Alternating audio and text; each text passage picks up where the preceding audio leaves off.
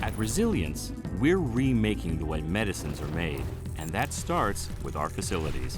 At our Alachua campus, Building G defines the future of our enterprise. With 92,000 square feet and a BSL-2 environment, Building G features single-use technology and is designed to meet top standards in pharmaceutical manufacturing in an expansive manufacturing space.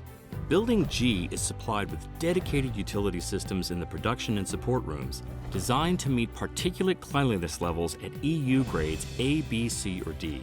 An automation system maximizes operational reliability of critical services, while alarm management systems keep an eye on all critical facility and utility parameters. The manufacturing suites allow for concurrent manufacturing of multiple drug substance and drug product biologics using various production methods, starting with cell bank expansion, production culture, and purification of target products such as recombinant proteins, plasmid DNA, VLPs, monoclonal antibodies, and antibody derivatives. Building G boasts a GMP parts washer and sterilizing autoclave used to WFI wash and sterilize product contact parts, components, consumables, and critical equipment used in the manufacturing process. The media and buffer preparation area features 4 WFI drops, 6 staging spots with utility drops ready to accommodate 500 to 2,500 liter single-use mixers. The rooms are temperature and humidity controlled for operator comfort, environmental control, and product integrity. Hold tanks, sterile grade filtration, and media buffer transfer equipment fill out the critical components of this room. Our 4 cGMP drug substance production suites feature both upstream and downstream production equipment.